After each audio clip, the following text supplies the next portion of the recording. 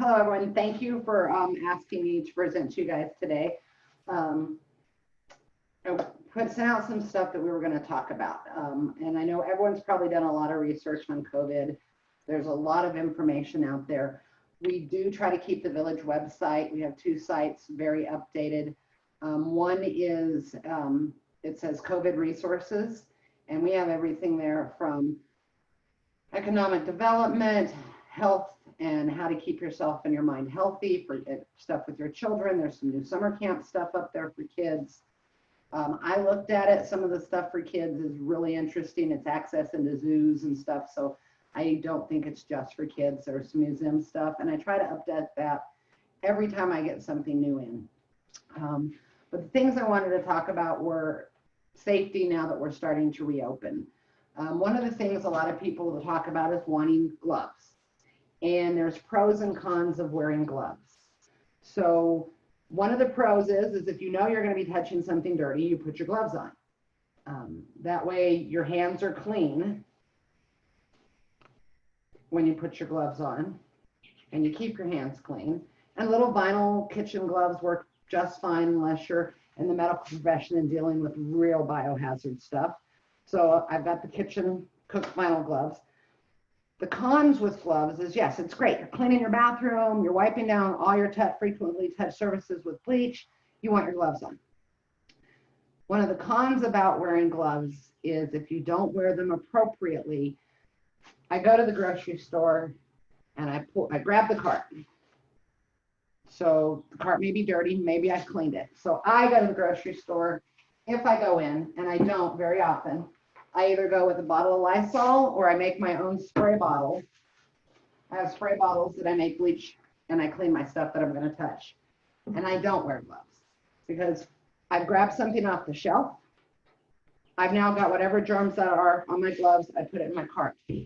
I grab another thing off the shelf, I've got those germs on my gloves. I'm packing everything onto my gloves that's germy. Then I get a phone call. And somehow I've lost my phone in all this. I get a phone call and I answer the phone. Now my phone is full of germs. Everything I've touched, I grab my keys. My keys are now full of germs. Everything, and people wearing gloves, they touch the keypad. Maybe it hasn't been cleaned, full of germs. And people tend not to clean their hands when they're full of germs. And then they don't take their gloves off appropriately. To take your gloves off appropriately, you only touch a glove to a glove, and you pull it off and put it in your hand. You only touch skin to skin, and you go under the glove and you pull it off and put it in your hand and throw it away. The very next thing you do after you throw it away is you need to sanitize. And then you need to remember everything you touched with your gloves. Same thing if your hands were empty, you need to touch everything, clean everything. So what I've learned and done is I'm wearing a jacket. I get laughed at a lot because I wear a jacket even in the heat we've had. When I go into a place, I don't take a purse anymore. I put my bank card and my ID in my pocket. I make my keys small enough to go into my pocket. And the reason why I have this pouch is I keep my hand sanitizer in it. So if I'm grabbing stuff off the shelf and I know I'm going to get a phone call, I can clean my hands. I'm using alcohol hydrogen peroxide base. The alcohol will last forever. The hydrogen peroxide doesn't last as long. And I do the same thing if they've needed to see my driver's license. I can either spray it with Lysol or I take my alcohol, put it in my hands, and I clean my driver's license with it. If I've touched my keys, I clean my keys with it. And remember, when you're using that phone and you've touched it with those dirty hands, don't put it up to your face because it's getting really, really close to your face and you don't want that. So I've been really limited on how I shop. I also really like taking, if I'm going to take a purse, because I know some people really want to take their purse, I take a cloth bag. This is just a really lightweight washable cloth bag I got out of, I believe, IKEA. Yeah. And I can put anything I want in here that's dirty because this can go right into a washing machine. And I consider anything I pick up at the store as dirty. We'll go into, I have a whole cleaning regimen when I take stuff over to my mom for that. I also find a lot of people, and I have a box, I don't know if you can see it, I keep a box in my car of clean stuff. Inside it is usually paper towels, Lysol or bleach, and we'll talk about a little bleach bottle and how long bleach will last for you. And any clean masks I have go in here, and only clean stuff goes in here, and I seal it up, and it's just sitting on my car seat for me. There's multiple types of masks. There's the surgical mask with the nose piece. There is just a cloth mask with ear loops. I have another cloth mask with ear loops. I have a tie-on mask. And I know a lot of people don't like the tie-on masks, but if I'm going to be somewhere for a long period of time, I like having a tie-on mask because it doesn't hurt your ears. If I'm going to have it on for more than like in and out of a store, I prefer using this just because it sits better, and I don't have to worry about it coming off when I'm talking to someone or checking out at a store. This one actually has silver in the fabric. Putting a mask on. If your mask is clean, your hands need to be clean. I keep my masks on my dashboard. There's some evidence that sunlight and heat over 138 degrees will kill COVID. Any of us that have lived in New Mexico know that our dashboards are probably 138 degrees. One thing you got to watch, especially with the black mask, when you go to put it on, it's really hot, and it gets really hot really quick, so don't burn your face. Before you put a mask on, you should actually clean your hands, because where have your hands been? What have you touched? Did you open a couple of doors? Anything that may have germs, you're now putting up to your face, so you clean your hands. You take your mask. Make sure you know which side is inside, which side is out. I like to know which is up and down, so I make sure my cowls are right side up, and I make sure my seam is towards my face. Goes behind your ears. Now, this is a clean mask, so I don't have to do it, but I do because I don't want to get out of process. I'm going to take it off. As soon as can you still hear me? As soon as I put my mask on, guess what? I clean my hands again. It's a habit because you don't remember, if you haven't just washed it, your mask may be dirty. So you want clean hands when you touch your mask because it's going up by your face. You want clean hands after you touch your mask because you may have gone into 3 or 4 stores. Then I store it up high, and I do the same thing to take it off. I clean my hands. What I see people doing all the time with their masks is this, reaching up under it, scratching their face. Those are all putting the germs under your mask. Now, we don't know if we've actually touched COVID, but I'm assuming everything I touch has COVID on it right now just to keep it away from my face. Your mouth, your nose, and your eyes are the 3 easiest way for germs to get in your body. Very rapidly through the eyes. So that's why they say wash your hands, don't touch your face. But when you're touching the outside of this mask, and I sit at like growers market and stuff, and I see people just touch and play with it, and they're whatever's on the outside, you're now got on your hands, and then they're putting it up under their face. So please don't touch your mask. If you need to touch your mask to readjust it, you really should sanitize your hands, readjust it, and then sanitize your hands afterwards. We talk about washing our hands for 20 seconds. Same thing with liquid alcohol or any of your cleaning bases. Your hands really need to be wet for about 20 seconds. Probably a little bit shorter than soap and water, but it needs to break the envelope of the virus to kill it. So that's why you want them wet for about 20 seconds. I also recommend people keep a lot of lotion around because yes, we're talking about COVID, but our skin keeps us from getting bacterial infections and other kind of infections. So we don't want cracked and open skin. So I have lotion all over my house and in my car so I can also keep my hands moisturized. Bleach. Bleach is one of the easiest things to get. Oops, sorry guys. Easiest things to get and to make to kill COVID. Doesn't work great on your fabric, but we do know that this jacket can be washed in hot soapy water, just like your mask, dried on a hot temperature, and it's clean because we know soap and water do work. If you need to make your own cleaning material chemicals, bleach is easy. It's 1/3 of a cup of bleach to a gallon of water. It's pretty inexpensive too. The issue is bleach breaks down in about 24 hours. So unless you have little bleach strips, and I'm not recommending going out and getting bleach strips, you don't want to make a gallon of water unless you're really cleaning a whole bunch of stuff. So you do, for a quart, which is 4 cups, it's 4 teaspoons. You put that in room temperature water, not really hot water, doesn't have to be cold water. Hot water, heat and light break bleach down. And then I have some spray bottles that I make that I can add bleach to. I have an old one that was a bleach spray bottle. Lasts a little bit longer in here because it's opaque, so it doesn't get the sunlight. But my rule of thumb is after 24 hours, the bleach water should be thrown out. So, and start with new. You can find little bottles to add smaller bleach spray.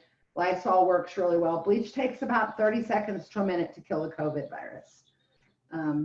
And I wipe down my high frequency surfaces every single day, a couple times a day, because my son lives with me and he's still working. And yes, we do practice social distancing in the house because he's out at work and I'm out at work, and we're trying to keep it from coming into the house. I also keep a bucket. Oops. I have a cleaning bucket that I've turned into a cleaning bucket that I can make for my bleach water. So I can just walk around with it really easy, wipe things down. I do wipe my car down with either bleach or Lysol. I know Lysol is really hard for people to find right now. If you're gonna clean your car with a bleach product, when it's dry, after about 30 seconds to a minute, clean it again, and you need to actually use some sort of leather protector also, because you don't want to break your car down. And you should wear gloves when cleaning with bleach because it will damage your hands. What else? I know phones, and I have my phone. Clean your phone, clean your phone, clean your phone. They're dirty and germy. Clean your high touch surfaces. Bathrooms, if you are living with someone or have someone coming in your house that is an essential worker out and working, I don't share a bathroom with my son, and I make him clean it quite frequently. I did put bleach tablets. All of you are on septic tanks, so if you're going to use a lot of bleach, you got to make sure you put some sort of enzyme back into your septic tank because you want to keep that good flora in your septic tank. I happen to be on in Rio Rancho, so I don't have to worry about that as much. There's the phone. So very dirty. I clean it. I'm going to need a new case. I've cleaned it so much, but we don't even think about it right still. I've caught myself setting it on the counter when I'm checking out at the grocery store. It makes it really, really dirty. So then I have my pocket in my jacket and I consider it dirty. This jacket gets washed every time I use it. If I'm using a lightweight jacket, I have a dirty pocket and a clean pocket that I keep clean stuff in and I keep dirty stuff in. They get washed every single time I go out though, just to make it just a little bit safer for me.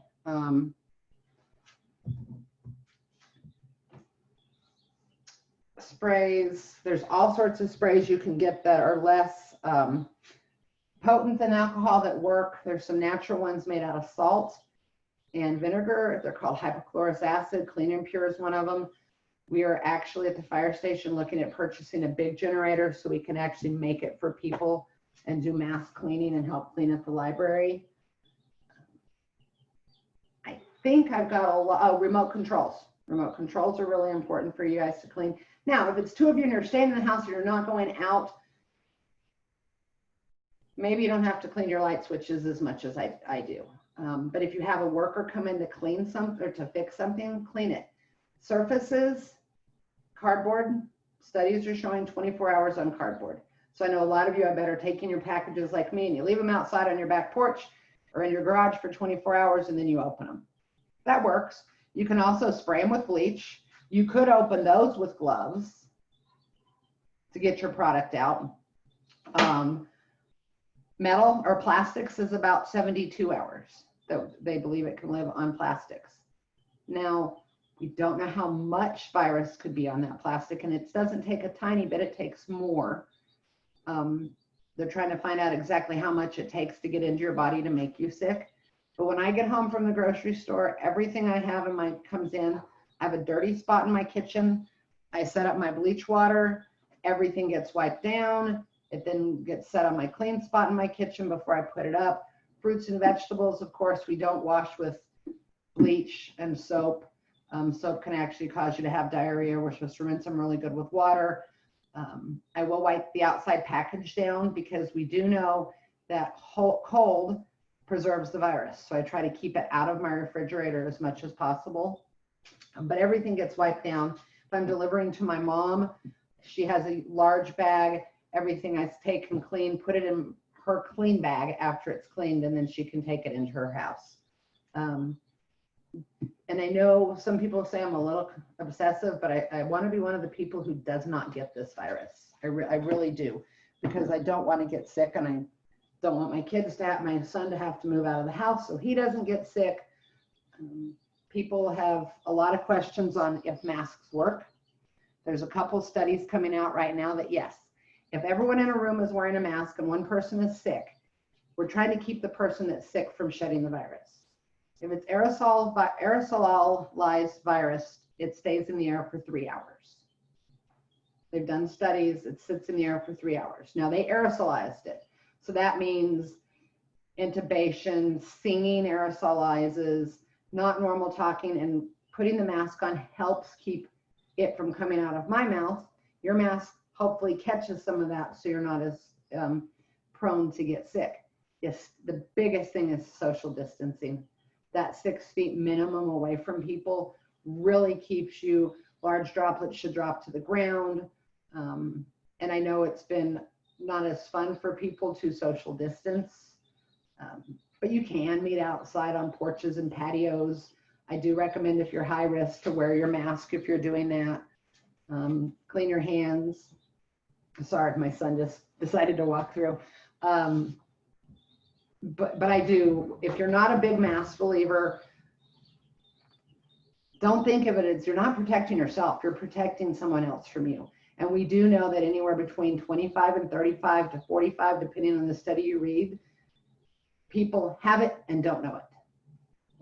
And they're the ones that walk around and aren't sick. The dispatch center in Sandoval County did mass testing. There was an employee that came back positive.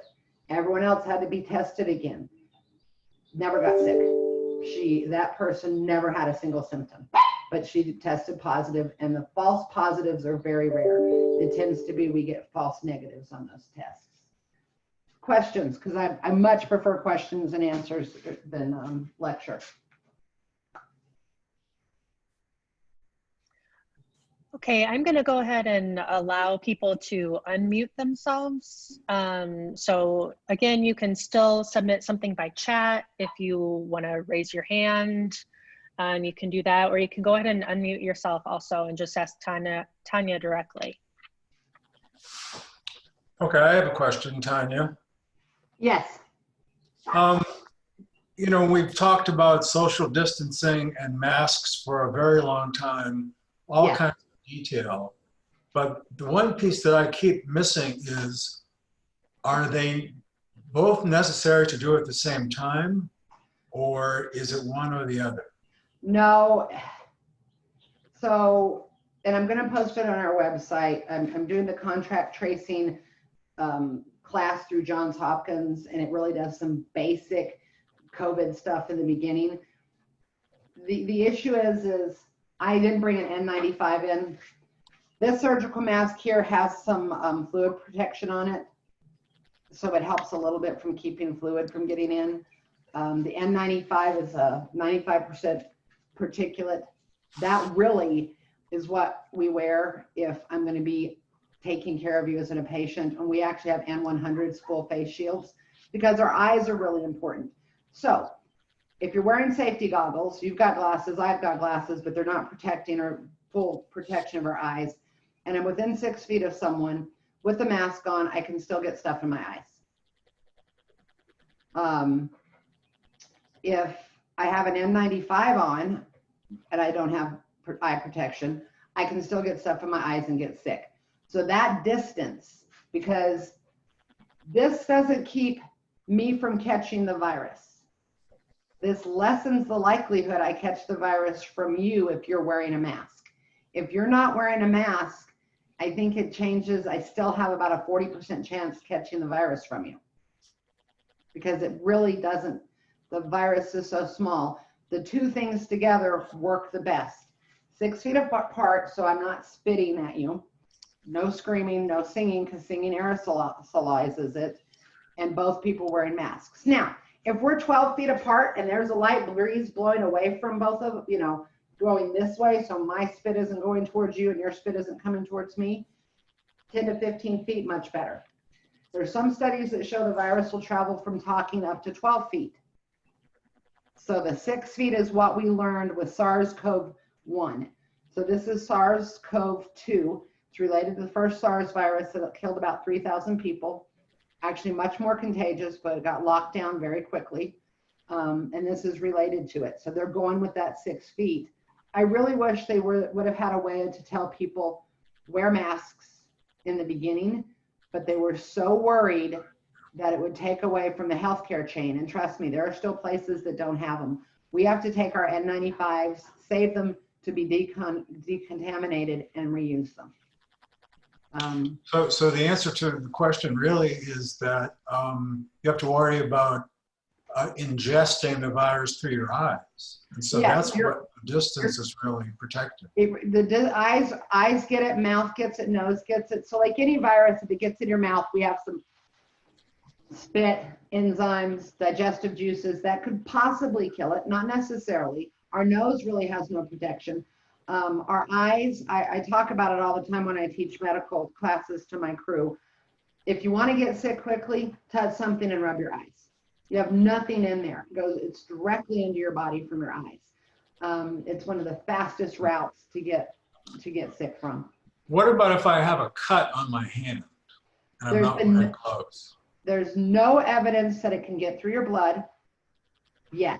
But I'm going to say yet because this is such a new virus. We know it has some hemotoxic effects based on the clotting it causes, based on, I right now look normal, skin color is good. If I had COVID, I could look this normal. I could possibly be yelling at you and have an oxygen saturation in the 40s, which shouldn't be. I should be blue and look sick. It's just one of the things, and it's because it's hemotoxic. It's causing some problems with red blood cells. So the safest thing is distance and masks. And I know people either love them or I don't think anyone likes them. South Korea is doing really, really well because everyone's wearing masks. If you've looked at old media footages during the flu season, people wore masks. They were wearing masks because the pollution was so bad. So it isn't the stigma here that people think that it is in some of our Asian countries because they were wearing masks already. But you got to wear it appropriately. Wash it. I try to wash mine every day, but I have like 5. I've started deciding to make it a fashion statement. I have a chicken one. I have a cow one. I just figured if I'm going to do this, I'm going to have a little bit of fun. Maybe people will start doing it. When I go to the store, like I do Frontier Mart a lot, I will go to Village Merc and I will sit and look. And if there's people in there without masks, I don't go in. I wait for a little bit. But that's just me. I really, and probably because I read about this all the time. That's probably the other thing. Did that help you at all? They did do a study where a lady coughed in a Petri dish without a mask and with a mask, and big difference on growth because it kept it from spreading Tanya, Petri. we had a question come in on chat while we're on the topic of masks. I understand that cloth masks have to be 3 layers. True or false? The more layers, the better. The thicker the material, the better. So if I was going to do and it seems kind of weird because this is a surgical mask, and I believe based on looking at it, it's a type 2 or 3 because it does have a moisture barrier. I like 100% cotton, tight cotton, not loose knit cotton. There's a study out that I was on a WebEx on Friday with Dr. Scrace, and there was some information, I'm waiting for them to post it, that if you have a cloth mask and you put nylon stocking over it, it increases it even more, the protection it gives you. So the fire chief told me I needed to find him some nice pantyhose. You know, he's been staying at work to keep everyone separated. But yes, the more layers, the better. And if your mask, if you're wearing it a lot and it gets wet, you don't want to use it anymore. You want to get another one until you can clean it. And I see Chris has a question. 13 cases, anything you can tell us about with divulging personal information? So as an emergency manager, me and the other emergency managers in the state fought for about 2 months just to get them to give us zip codes of cases. We kept sending the governor's office and the Emergency Management Operations Center where HIPAA was not being violated. They gave me a case line I can call. Anytime I have a medical call and my crew goes to it, I can call them, see if they've been tested and if they're positive or negative or not been tested. But just getting that ability to get the zip code, it took forever. I have asked, I sent up what's called a 213 general message and said, hey, I really, you know, I'm getting a lot of questions. The mayor wants to know, council wants to know, I want to know.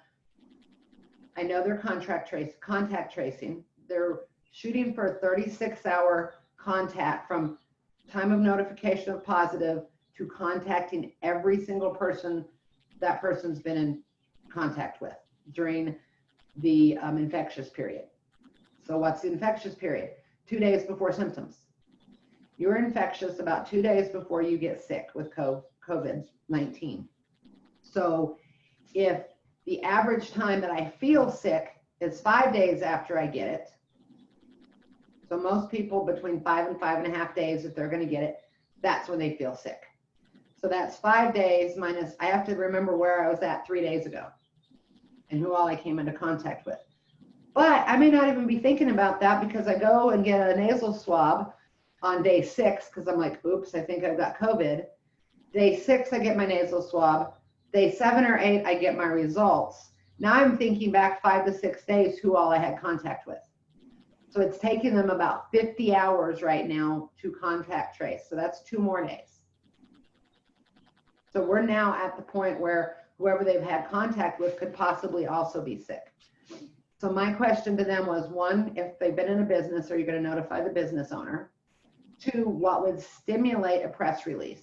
So we're going to say Tanya has a little restaurant and one of my employees got diagnosed with COVID.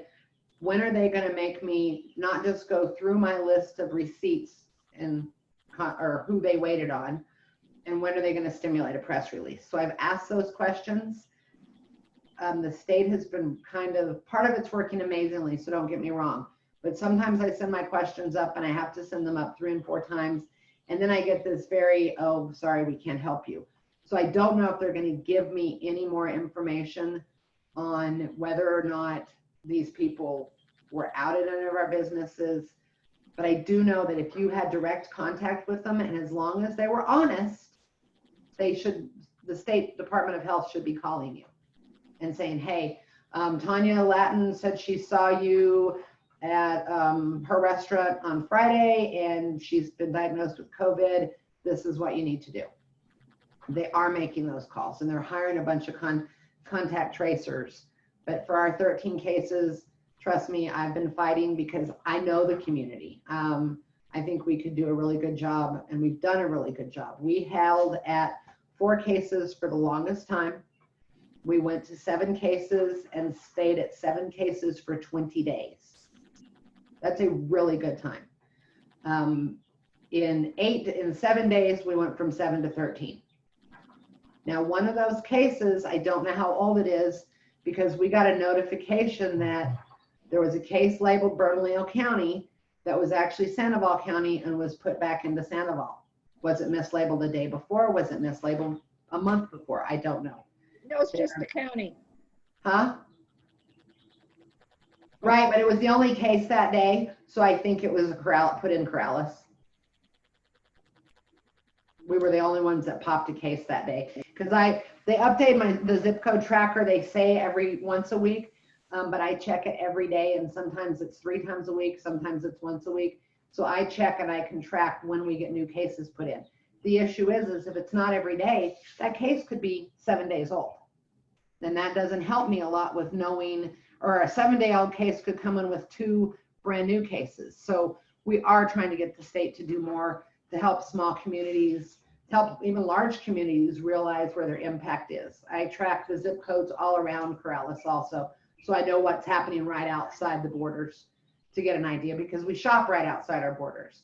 We go to Albertsons, we go to Rio Rancho, we do that, or maybe we're all getting grocery delivery like I am, or I put it in my trunk. But I was doing that 3 years ago. I didn't like going to the grocery store, so it's nothing new to me. So I am trying, if they give us anything that's not, that I can give out, I definitely will. I just can't get it. Long answer for a short, should have been a short question. Tanya, along with that, Sandy Gold, are those 13 cases active now? Don't know. Okay. We're still, our newest fight as a group of emergency managers is we get total cases for the state and we get recoveries for the state. We want recoveries by county now. If I get recoveries by county, then we'll start saying recoveries by zip code. So we don't know. The other thing that happens is the Department of Health, if I get COVID-19 right now, they will call me every day. Tanya, how are you feeling? Tanya, are you breathing okay? Tanya, have you gone anywhere? And I'm like, nope. I can be released out of my house after I've been tested positive for COVID-19, 10 days after I got sick, with the caveat, no fever for 3 days without medications and improving other symptoms. There are people now we're finding that are having coughs for months, 2 months afterwards. They're going to probably cough the rest of their lives. So they're not using the cough, they're using the other. I can test PCR positive for COVID months after I'm also healed, because it looks for the RNA. It just says, oh, there's RNA there. It doesn't, we're not culturing it out to see if it's live RNA. Stool samples are showing 38 days of COVID. They haven't tested yet to see, are they live that can cause illness, or are they're thinking they're going to be broken bacteria that our body's broken down. So at some point, what they're finding is they've been calling me every day, and unless you like talking to them, I'm out and about now. And I'm like, I've been cleared, I'm out. Oh God, it's the health department. And they're not answering those phone calls anymore because they're done. They don't feel sick. And instead of saying, yes, I'm out, no sickness, I feel great, I'm back to work, so they can put them on that healthy column, they're not always answering the phone anymore. So that's also one of the issues. But we're trying really hard to get more numbers because it is so important to us. How about barbers, hairdressers? Where's the risk? So it depends on, I think, your risk factors, how badly you want to go, and what they've set up. So I know that the place I go sent an email out to everyone. They're not washing your hair when you get there. You need to come with your hair washed within 3 hours. They prefer it to still be wet. You have to sign a waiver that you understand that COVID's going around. You have to have your temperature checked. You have to make sure you have none of the symptoms. You sign a waiver that you're not going to sue them. They will do your hair. They will wash it after they color it, which is probably okay. I mean, bleach and all that stuff's going to kill COVID. They're not doing blow drying. They're not doing a lot of stuff, at least my place. They're all wearing masks. They're wearing face shields also, and you have to wear a mask or you don't come in. So seems pretty safe. I am waiting on, do all of you hear about the Ohio supercuts?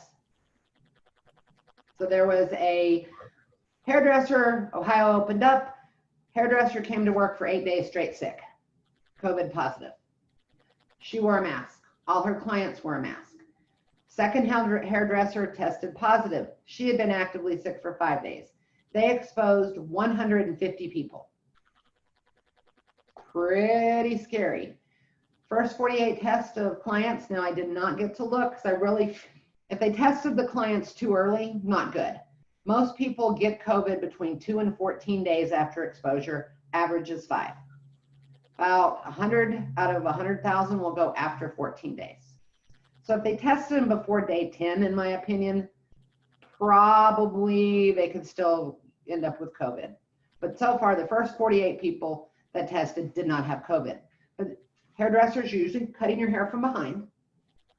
I definitely think that if they're wearing a face shield and a mask, you're probably better, but I think they make you take your glasses off to cut your hair. I think I might wear better glasses. Definitely would wear my mask.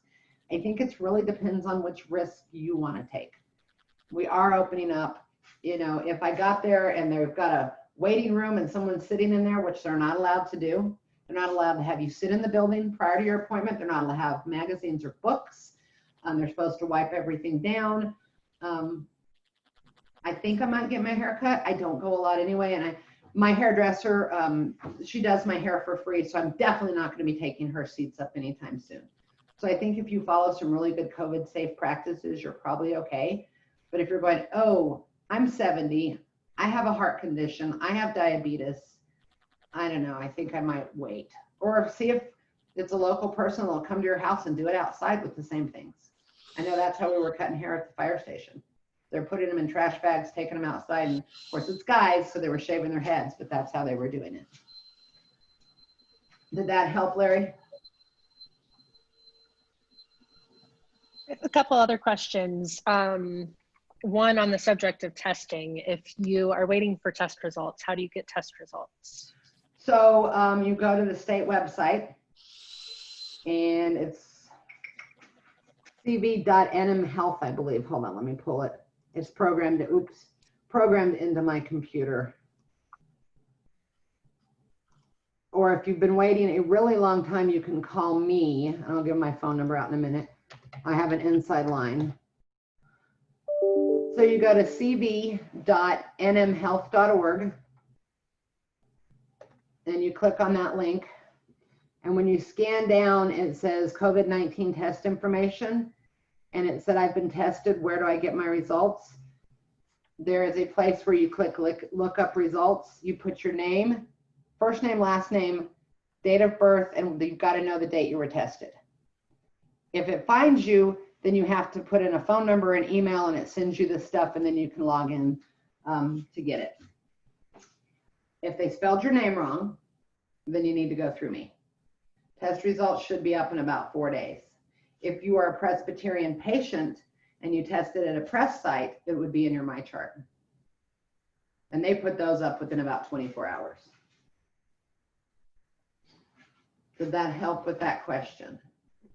Oh, my phone number. So if you've been tested and you haven't been able to get your results and it's been over 48 hours, my phone number is 505-702-4182. I have an inside line. They will tell me that your results are up and then they will call you directly. Oh, thank you, Sarah. Absolutely. What was my other question? So symptoms, I've been hearing that seniors in particular have some different symptoms than the rest of the population. Can you touch on that? Yeah, so one of the biggest symptoms that they're finding about 60% anecdotally as they're going back through looking at patients is the loss of smell and or taste as being one of the primary symptoms. Sorry. Primary symptoms is loss of smell or taste. Now, with that being said, people who are over a certain age don't always run a fever. We know that people can be septic and very sick and not run a fever. So fevers do not always pop up in the beginning for seniors. Fevers may come and go. Things that people don't think about with COVID: the loss of smell, stomach problems, diarrhea and or vomiting. Some of the studies coming out of Johns Hopkins suggest if you have the diarrhea or vomiting as your first symptom, you may actually have a longer phase of COVID than the average person. You could, if you're a diabetic, your very, very first sign may be, my blood sugars have always been perfect, and all of a sudden you can't control them. You haven't changed anything. You're not being like me and going through the Dairy Queen drive-through every time you drive past. You have been really good, and your blood sugars are out of control. Very first sign they're finding with diabetics. With people who already have some dementia or some mental health issues, one of the first symptoms they're finding is they're getting worse. They're seeming like their mental health illness or their dementia is getting worse. That can be one of the symptoms. Now, is it because some of these, or we're looking at these and they were in nursing homes and they were no longer getting to see people? We don't know, but we do know there are some brain effects it can have. COVID toes. Has everyone heard about COVID toes? One of the first symptoms people were getting was sores and blistery looking things on their feet. And they weren't sure why. Well, it was a sign of COVID because we know that it can cause some blood clotting. Well, when we think of blood clotting, we think of a big blood clot that blocks my pulmonary artery or hurts my leg. What we're finding with COVID is it causes microclots. It was blocking off capillaries in people's toes. We don't have great return from our legs anyway, especially not the older we get. So they were finding people with some interesting looking toes and some black spots on their toes from that. They're finding micro clots in kidneys. So those are all things. Fever, cough, tiredness, diarrhea, loss of smell or taste, COVID toes. All those things can be related to the first signs of COVID, and they keep looking and finding more. I mean, I don't think we found taste or smell, and my days are blurring together, probably a month and a half ago. So every morning I get up and I smell my bag of coffee to make sure I can still smell good. It works. Have some lemon, do something. And then of course it's allergy season, so antihistamines can block some of that also. Other questions? No one? Do you think I covered everything you had questions on? Would you like me to be more in depth on anything? I think Larry's talking, but you're muted. Larry, you're muted. Larry, can you hear me? Unmute you have a little red. There we go. Okay. What about social distancing outside in the park versus inside in the kitchen? Oh, if you're going to have someone over, social distance outside. Yeah. Yeah. Or I was thinking about our bocce games. If we get 4 people to the bocce courts and play bocce, is that a big risk? Explain bocce to me, because I know tennis courts are Like open. lawn bowling. Lawn bowling. So the parks are not completely open yet. We're not technically throwing people out. Here's the issue. Are you guys sharing the same balls? Yes. That's one of the issues. So I know, like with the tennis court rules, you have to, they want you to clean, not share. I don't quite understand how you don't touch the ball, but it says don't share the balls. I think I would probably, I guess you can you pick the ball up in between sets? I've never played bocce ball. I mean, if you took something to clean it, probably. It would be the touch contact. That would not be practical to clean the ball between each. But they could take So then what I would do is I don't know how much physical activity it is. You don't have to wear a mask when you're exercising. However, I don't consider me going down and walking down the road. If I'm going to walk down the road with, say, my mom wants to go with me, who I don't live with, then my dad, I'm going to stay 6 feet apart and I'm going to wear my mask. That's just what I'm going to do, because I don't know who I'm going to walk into. Depending on, because if I'm going to go running, I'm not running with a mask, probably not running anyway. The fire chief's running with his mask. He wants to set a good example.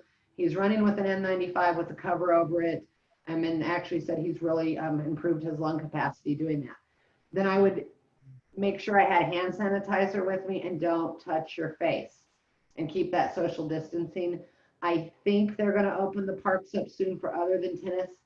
The village pool is going to open, by the way, next Monday. It is only going to be allowed for lap swimming. There will be 4 lanes open. It'll be $10 a lane for an hour. And you have to call the day before to schedule a lane. And then they are going to do little kids swimming lessons 2 at a time. But that's all the pool's going to open for. So that's going to give us a little something else. I might go do some lap swimming. But once they open, if you're going to play bocce ball, I would keep that 6 feet minimum. I wouldn't get really excited and scream and yell if I did something good. and hope the other person doesn't. And I would use my hand sanitizer a lot. But doing it outside, yes. You're not going to catch me in a bowling alley. Thank you, Tanya. You're welcome. Antibody test. If you've had a positive antibody test with no symptoms, does that mean you're no longer contagious? So, was it an IgG antibody test or an IgM antibody test? And what was the reliability of that antibody test? New York has started doing some antibody testing. There are 3 companies that have received EAU's emergency use authorization for antibody tests so far. There's about 100 selling them, but not all of them have it. The fire department has wanted to do them, but we're not sure of the reliability of it. And we're not sure, there's several coronaviruses. Some of them, when you go get an antibody test, it will give you a whole list of coronaviruses it could be. One of them is the common cold. So we're not even sure how reliable the antibody test is. And if it's IgG, maybe you're still actively sick, maybe you're not. If it's IgM, you're definitely still actively sick. What they're saying with people who are asymptomatic, once they found out they're either PCR positive or antibody positive, unless it's a very specific antibody test, which we're really not there yet, they should wait a minimum of 14 days before having contact with someone. That way you didn't find out on day two of your exposure, and you're going to get sick at day 5.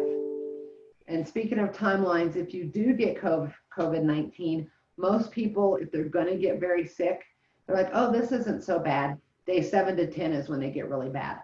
And they may feel better day 6 and 7, and then they can get really sick. I hope that helped you explain, Sandy. Yes, Larry. That's Larry. Okay, I belong to Define Fitness. There's probably 100 workout machines in there. It seems to me next to impossible for them to keep them clean between users. So I can't imagine how the health center, health club can open and be considered safe. So they're supposed to let 50% in. Their workers are supposed to clean every 2 hours. But if I was going to go work out at a gym, and we have a gym at the fire station, and our policy is when you get there, you clean like it's dirty. And we spray it down with our cleaner. Everything I'm going to touch, I spray down when I get there. I spend 15 minutes cleaning. Every time I get off a piece of equipment, I spray it down with an approved chemical to kill COVID and everything else that gyms can have. And then we're using a UV light after that. If I was going to go work out at a public gym, I would have my own cleaning bottle, and I'd have my own towel, and I would clean everything I touched. And I think I would probably wear a mask. We know that gyms in the winter, people get sick at them because they're tight spaces, etc. The less people in there, the better. Once again, if you're in a high-risk group, I would not go to a gym. I'd be looking at ways to exercise at home, because it's very important to stay fit. But, you know, that's just me. But I would take my own cleaner if I was going to go to the gym. What about the water part, water aerobics? So water aerobics, in my opinion, are safer. We already know that the water has some bleach in it to kill the bacteria. I would be at least 6 feet apart, if not further, in the water. The places that are doing water aerobics, you cannot use their showers. You cannot use any of that stuff. It is in and out. Okay. So those, but I would be the person in the back of the row, I think. Okay. So nothing's coming towards me. I mean, there's plans out there on if you're going to go to a restaurant where you should sit. So water aerobics to me seems safer. Like I would go lap swim. Now I teased Lynn about, well, if I'm going to go lap swim, I'm spending $20 an hour because I don't want anyone beside me. But we do know pools have a high concentration of bleach, and we know bleach kills it. You're not going to get it from the water. You would get it from someone being too close to you. Okay. I was just reading an article before we got on here about quarantine fatigue and how people are just kind of over it at this point. Maybe they don't know of anyone who's had it, and so they're maybe not taking things as seriously, like the hand washing, as they were in the beginning. So can you maybe give a little encouragement to stay the course on all these practices? No, there is quarantine fatigue from a lot of people. You've been home since, I don't know, March 15th, maybe before. And you haven't gone out and eaten dinner with your friends, or you haven't had people come over. We know we have 13 cases in Corrales. Maybe you know one of them, maybe you don't. Maybe you know 2 of them and they're completely healed. And you're like, oh, it wasn't that bad. The issue is it's not bad for everyone, and it's not easy for everyone, and not everyone survives. Right now in New Mexico, we have 5 patients on ECMO. And what ECMO is extracorporeal oxygenation. And it's where they hook your aorta and stuff into a machine that oxygenates for you. We have 201 people in the hospital and 71 intubated. Right now, we only have 90 ICU beds. Now, not all ICU beds are taken from COVID, but a lot of them are. We've got to look at ways to do things safe. Maybe your neighbors next door haven't gone out either. None of you are going out. You're getting your groceries delivered. Everyone's being good. You really want to do something. You have a nice backyard. Set up 10, 15 feet away from each other. Glasses that can be cleaned really easy. Have a cocktail hour. Don't do a buffet food. You know, I get food from a restaurant and I come microwave it because I don't know if someone spit on it. I mean, and I'm not a germaphobe at all. I just don't want this one. So come up with some interesting ways.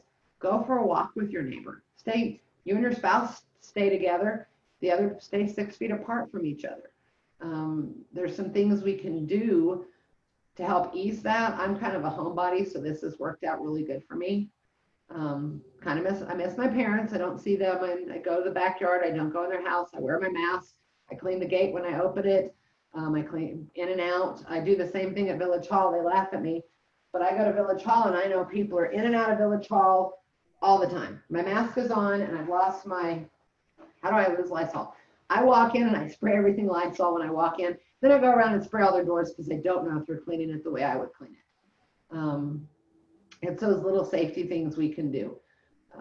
I do spend a lot of time talking to friends. They're in their car, I'm in my car. So trying to hang in there is really good. Take up a new hobby. I really want to find time to do some of the rocks that people are doing. I really want to go find some of the rocks that people are doing in Corrales. There's a rocks page where they're painting them and hiding them. There's some amazing art even from some of our local artists. But I have not had time to go do that. Try to stay the course. I mean, I'm 51. I just turned 51 and I'm in that close to the high risk category. I had a really bad asthma as a child. I had pneumonia multiple times. I've been intubated multiple times.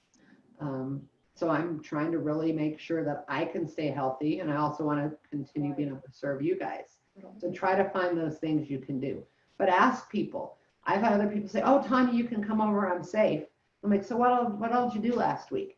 And they give me a list. I'm like, you're not safe. You've done like way more than I would do. You know, my son, we don't eat dinner together unless it's outside and he's at one table and I'm at another. And I know it seems weird to have, but luckily I have a 3,500 square foot home. He has his bathroom and I tell him he does appreciate this part.